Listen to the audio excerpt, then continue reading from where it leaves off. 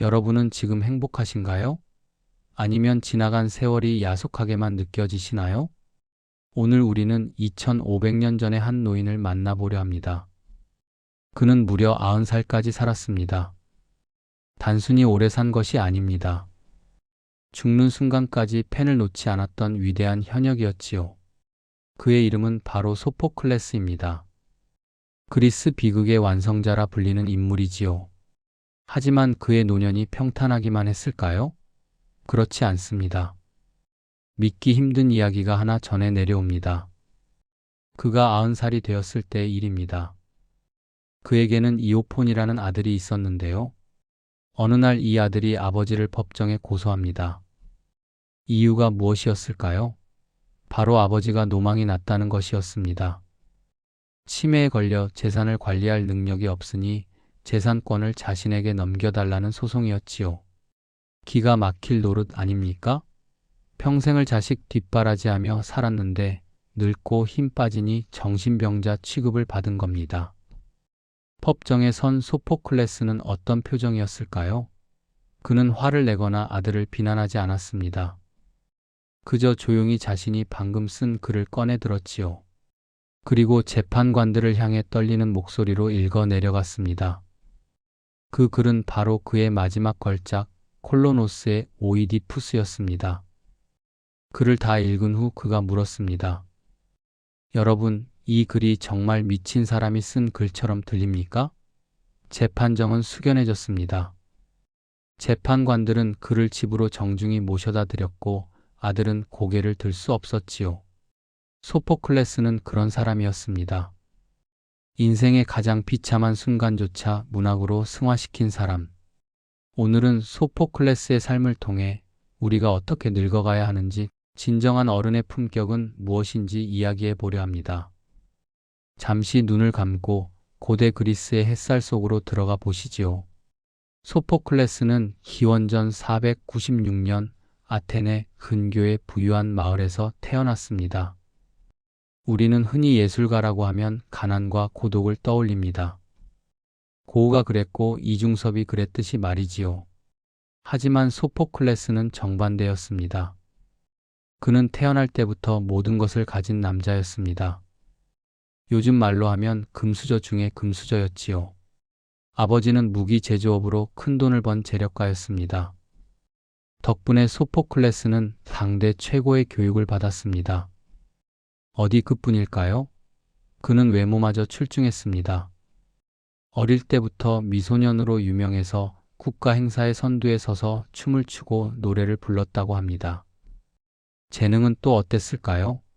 그는 16살 때 이미 비극 경연대회에 나가 당대 최고의 작가였던 아이스킬로스를 꺾고 우승을 차지합니다.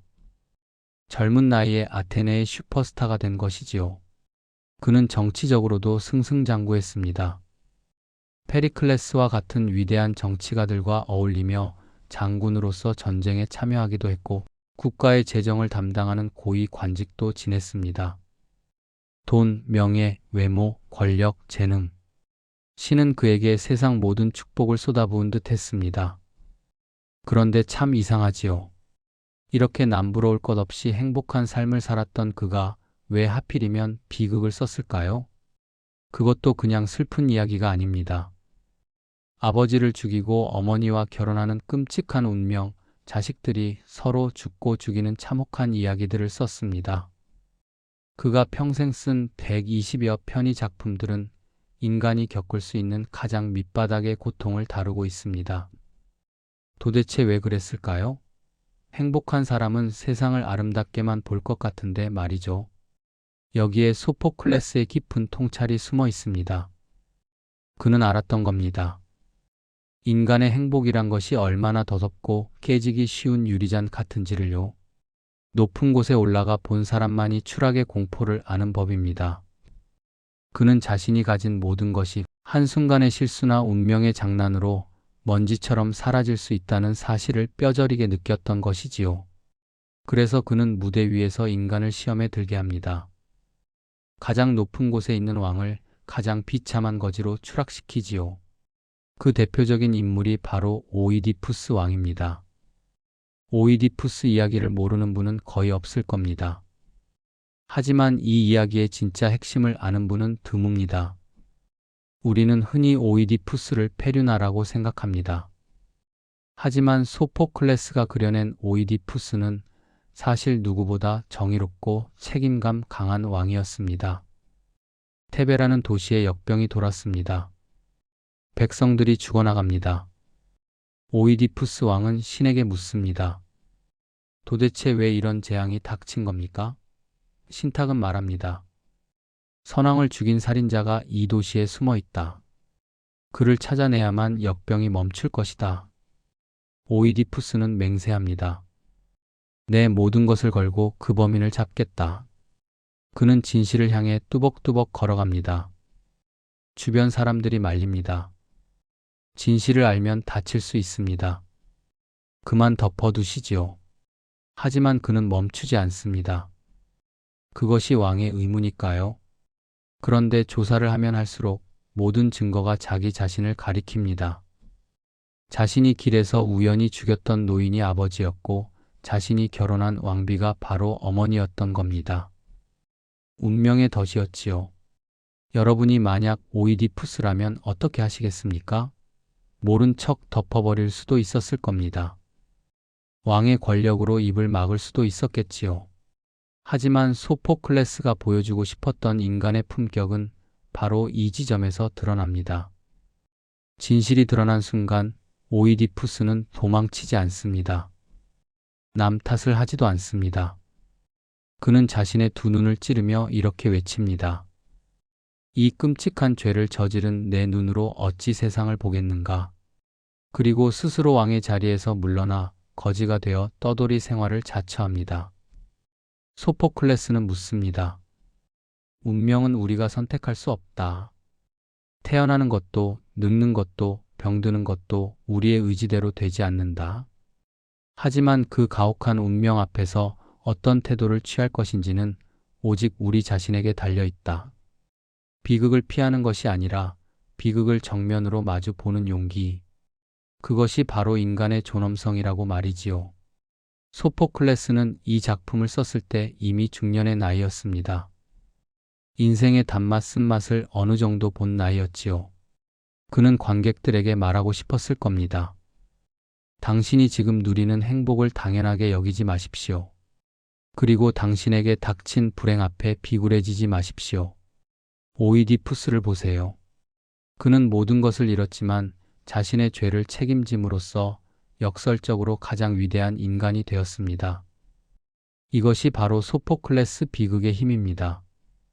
자, 그렇다면 소포클레스는 개인의 운명에 대해서만 이야기했을까요? 아닙니다. 그는 국가와 사회, 그리고 양심에 대해서도 치열하게 고민했습니다. 특히 나이가 들수록 그는 완고한 권력자들을 경계했습니다. 그의 또 다른 대표작 안티고네를 보면 그 생각이 명확하게 드러납니다. 안티고네는 오이디푸스의 딸입니다. 아버지의 비극을 지켜본 가련한 여인이지요. 그녀에게는 두 오빠가 있었습니다. 그런데 왕이 다툼을 하다가 서로를 죽이고 맙니다. 새로운 왕이 된 크레온은 명령을 내립니다. 반란을 일으킨 오빠의 시체는 들판에 버려두어 짐승의 밥이 되게 하라. 누구든 시체를 매장하는 자는 죽임을 당할 것이다. 하지만 여동생 안티고네는 고민에 빠집니다. 왕의 명령을 따를 것인가 아니면 가족의 도리를 지킬 것인가. 결국 그녀는 밤몰래 오빠의 시체에 흙을 덮어줍니다. 이 사실을 안 크레온 왕은 분노합니다. 감히 내 명령을 어기다니 내가 죽고 싶어서 환장했구나. 그때 안티고네가 당당하게 말합니다. 왕의 법이 제 아무리 엄하다 해도 인간의 양심과 신의 법을 앞설 수는 없습니다. 저는 미움을 나누기 위해 태어난 것이 아니라 사랑을 나누기 위해 태어났습니다. 이 대사는 2000년이 지난 지금까지도 수많은 사람들의 심금을 울립니다. 여기서 흥미로운 점은 소포클레스가 묘사한 왕 크레온의 모습입니다. 크레온은 나이든 꼰대의 전형으로 그려집니다. 자신의 생각만 옳다고 믿습니다. 젊은 아들이 충고해도 듣지 않습니다. 여자가 감히 어디서 말대꾸냐며 무시합니다. 소포클레스는 자신도 늙어가고 있었지만 이런 고집불통 노인이 되는 것을 극도로 경계했던 것 같습니다. 그는 크레온의 입을 빌려 독선적인 권력이 얼마나 허망한지를 보여줍니다. 결국 크레온은 어떻게 되었을까요? 자신의 고집 때문에 아들도 죽고 아내도 자살하는 비극을 맞이합니다. 모든 것을 잃고 나서야 그는 통곡합니다. 아, 지혜는 늙어서야 찾아오는가. 하지만 그때는 이미 너무 늦어버렸지요. 나이가 든다는 것은 단순히 밥그릇 수가 늘어나는 것이 아닙니다. 내 고집을 내려놓고 타인의 목소리에 귀 기울이는 지혜가 늘어나는 것이어야 합니다. 소포클레스는 안티고네를 통해 우리에게 서늘한 경고를 보내고 있는 것입니다. 이제 소포클레스의 마지막 작품이자 그의 인생 결산 보고서인 콜로노스의 오이디푸스 이야기로 넘어가 보죠. 이 작품은 그가 아들에게 고소를 당했을 무렵, 즉 90세가 다 되어 쓴 작품입니다. 주인공 오이디푸스 역시 늙고 병든 노인이 되어 다시 등장합니다. 그는 평생을 죄책감에 시달리며 방랑했습니다. 이제 그는 죽음을 앞두고 아테네 근처의 콜로노스 숲에 도착합니다. 재미있는 것은 이 콜로노스라는 지역이 실제 소포클레스가 태어난 고향이라는 점입니다. 작가는 자신의 분신인 오이디푸스를 자신의 고향으로 불러들인 것입니다. 이제 여기서 오이디푸스의 모습은 달라집니다. 젊은 시절의 오이디푸스가 운명에 맞서 싸우고 괴로워하는 인간이었다면 늙은 오이디푸스는 운명을 받아들이고 신과 화해하는 초월적인 존재가 됩니다. 그는 더 이상 자신의 눈먼 처지를 비관하지 않습니다. 자신을 쫓아내려는 사람들에게 오히려 호통을 칩니다. 나는 죄를 지은 것이 아니라 죄를 당한 것이다. 내가 겪은 고통이 나를 성스러운 존재로 만들었다. 이것은 소포클레스가 평생을 통해 깨달은 진리였습니다. 고통은 징벌이 아니라 인간을 성숙시키는 과정이라는 것을요. 작품의 마지막 장면은 정말 신비롭습니다. 오이디푸스는 자식들에게 작별을 고하고 홀로 숲속으로 걸어 들어갑니다. 천둥이 치고 땅이 울립니다. 하지만 오이디푸스는 두려워하지 않습니다. 그는 보이지 않는 눈으로 자신의 죽음을 똑바로 응시하며 사라집니다. 아무런 고통도 없이 마치 신이 그를 조용히 데려가듯 말이지요. 소포클레스는 오이디푸스의 입을 빌려 자신이 꿈꾸는 죽음을 그렸던 것 같습니다. 비참하고 억울한 죽음이 아니라 인생의 모든 짐을 내려놓고 자연으로 돌아가는 평화로운 죽음 말입니다.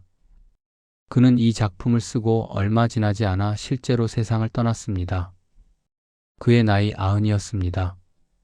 전해지는 이야기에 따르면 그는 포도를 먹다가 목에 걸려 숨졌다고도 하고 자신의 비극을 낭송하다가 숨이 벅차 세상을 떠났다고도 합니다. 어떤 죽음이든 그는 마지막 순간까지 치열하게 살다 갔습니다. 여러분, 소포클레스는 비극 작가였지만 그의 인생은 결코 비극이 아니었습니다. 오히려 그는 비극을 통해 인생의 희망을 노래했습니다. 그는 우리에게 이렇게 말하는 듯합니다. 살다 보면 억울한 일도 당하고 내가 원치 않는 불행이 닥칠 수도 있다. 자식이 속을 썩일 수도 있고 몸이 말을 안 들을 수도 있다. 하지만 그것이 인생의 실패는 아니다. 중요한 것은 그 고통을 어떻게 받아들이느냐다. 그는 작품 속에서 유명한 말을 남겼습니다. 인간이 죽어 고통에서 벗어나기 전에는 그 누구도 행복하다고 부르지 마라. 이 말은 언뜻 들으면 허무해 보입니다. 죽어야만 행복하다는 뜻일까요? 아닙니다. 이 말의 진짜 속뜻은 살아있는 동안은 끝까지 방심하지 말고 겸손하게 살아가라는 뜻입니다. 마지막 순간까지 우리의 인생은 아직 완성된 것이 아니니까요. 나이가 든다는 것은 슬픈 일이 아닙니다. 오이디푸스처럼 오랜 방랑 끝에 비로소 내면의 눈을 뜨는 과정입니다. 육체의 눈은 침침해져도 지혜의 눈은 더욱 맑아지는 시기입니다. 소포클레스가 90세의 아들의 고소를 당하고도 의연하게 펜을 들 수 있었던 힘. 그것은 바로 평생을 두고 고민해 온 인간에 대한 깊은 이해와 사랑 때문이었습니다. 오늘 밤 여러분의 삶은 어떤 장르인가요? 혹시 비극처럼 느껴지시나요? 그렇다면 기억하십시오. 무대 위의 주인공은 가장 고통스러운 순간에 가장 빛난다는 사실을요. 소포클레스가 2500년의 시간을 건너 당신에게 전하는 위로입니다. 당신의 고통은 무의미하지 않습니다. 그 고통이 당신을 더 깊고 넓은 사람으로 만들고 있습니다. 그러니 부디 자신을 사랑하십시오. 지금 이 순간 숨 쉬고 있는 당신은 이미 충분히 위대합니다. 오늘의 이야기가 여러분의 마음에 작은 등불이 되었기를 바랍니다. 편안한 밤 되십시오. 감사합니다.